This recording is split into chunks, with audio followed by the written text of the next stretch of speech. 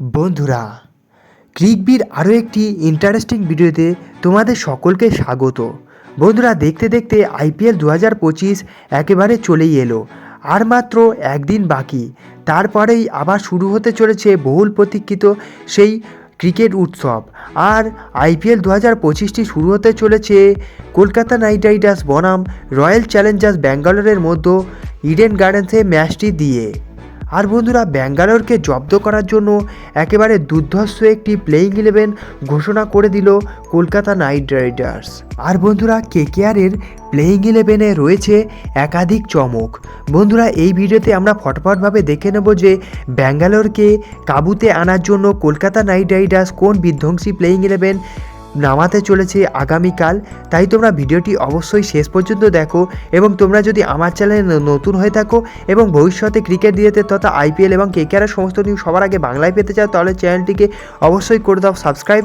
এবং তোমরা যদি চাও আবার কলকাতা নাইট রাইডার্স 2024-এর নয় 2025-এও আইপিএল 2025-এর শিরোপাটি জিততে যায়, তাহলে কমেন্ট বক্সে অবশ্যই আমি কেকেআর লিখতে ভুলো না, এবং ভিডিওটিকে অবশ্যই করে দাও একটা লাইক। চলো ভিডিওতে আগে যাওয়া যাক। বন্ধুরা, আর দেরি না করে ফটাফটভাবে ওপেনিং জুটির কথা বলতে গেলে ওপেনিং পজিশনে নামতে চলেছে আমাদের কলকাতা নাইট রাইডার্সের ম্যাজিশিয়ান সুনীল নারিন, এবং তার যোগ্য সাথ দিতে এবছর কলকাতা নাইট রাইডার্স কিনেছে কুইন্টেন ডিককে, এবং সাউথ আফ্রিকান এই প্লেয়ারকে সবার আগেই প্লেয়িং 11-এ মকা দিতে চলেছে কলকাতা নাইট রাইডার্সের ম্যানেজমেন্ট। যদিও নাইট রাইডার্সের প্র্যাকটিস ম্যাচে দুর্দান্ত প্রদর্শন করেছে তরুণ ক্রিকেটার লভনীত সিসোদিয়া, এবং সিসোদিয়া যেহেতু উইকেট কিপিংও করে, তাই অনেকে মনে করছিল যে কুইন্টেন ডিককের আগে হয়তো সিসোদিয়াকে প্লেয়িং 11-এ চান্স দেওয়া হবে।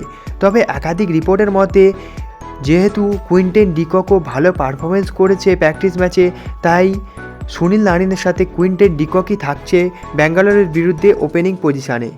এরপর বন্ধুরা, মিডল অর্ডারে কারা থাকছে তা নিয়ে প্রশ্ন উঠতে শুরু করলে মিডল অর্ডারের 3 নম্বরে থাকতে চলেছে অধিনায়ক আজিঙ্কা রাহানে, 4 নম্বরে ভেঙ্কটেশ আইয়ার, 5 নম্বরে রিঙ্কু সিং, এবং 6 নম্বরে থাকতে চলেছে আন্দ্রে রাসেল। আর বন্ধুরা, আরও এক ফিনিশারের কথা না বললেই নয়, তিনি হলেন রমনদীপ সিং। বন্ধুরা, কলকাতা নাইট রাইডার্স এই দুর্ধর্ষ ব্যাটিং লাইন আপ নিয়ে আরসিবির বিরুদ্ধে নামতে চলেছে। বন্ধুরা, এবার বোলিং বিভাগের কথা বলতে গেলে সবার প্রথম পেসারটির নাম হতে চলেছে হর্ষিত রানা, এবং তারপরে হচ্ছে আন্দ্রিক নকিয়া। হ্যাঁ বন্ধুরা, অনেকে মনে করছে স্পেন্সার জনসনকে হয়তো প্লেয়িং 11-এ মকা দিতে পারে কেকেআরের ম্যানেজমেন্ট। তবে যেহেতু আন্দ্রিক নকিয়াকে আমরা প্র্যাকটিস ম্যাচে দেখতে পেয়েছি, তাই অবশ্যই এই ম্যাচটির জন্য হর্ষিত রানার পাশাপাশি আন্দ্রিক নকিয়াও ম্যাচটি খেলতে চলেছে। এবং তৃতীয় স্পেসারটি হতে চলেছে বৈভব আরোরা, এবং স্পিনার হিসাবে থাকতে চলেছে আমাদের সকলের প্রিয় এবং এখনকার ভারতীয় দলের মধ্যে সবচেয়ে বড় স্পিনার বরুণ চক্রবর্তী। এবার বন্ধুরা, ইম্প্যাক্ট প্লেয়ারের তালিকায় থাকতে চলেছে আঙ্ক্রিস রঘুবংশী, লভনীত সিসোদিয়া এবং মায়াঙ্ক মার্কান্ডে। আর বন্ধুরা, যেমনভাবে টসে জিতবে এবং বোলিং ও ব্যাটিংয়ের সিদ্ধান্ত পাবে, সেই অনুযায়ী এই ইম্প্যাক্ট প্লেয়ারকে ব্যবহার করবে কলকাতার ম্যানেজমেন্ট। বন্ধুরা, এবার এক নজরে দেখে নেওয়া যাক কেকেআরের সম্ভাব্য প্রথম একাদশ। প্রথমে থাকছে সুনীল নারিন, 2 নম্বরে কুইন্টেন ডিকক উইকেট রক্ষক হিসাবে, 3 নম্বরে আজিঙ্কা রাহানে অধিনায়ক, 4 নম্বরে ভেঙ্কটেশ আইয়ার, 5 নম্বরে রিঙ্কু সিং, 6 নম্বরে আন্দ্রে রাসেল, 7 নম্বরে রমনদীপ সিং, 8 নম্বরে হর্ষিত রানা, 9 নম্বরে আন্দ্রিক নকিয়া, 10 নম্বরে বৈভব আরোরা, এবং 11 নম্বরে বরুণ চক্রবর্তী। বন্ধুরা, এটাই ছিল কলকাতা নাইট রাইডার্সের ব্যাঙ্গালোরের বিরুদ্ধে সম্ভাব্য প্লেয়িং 11।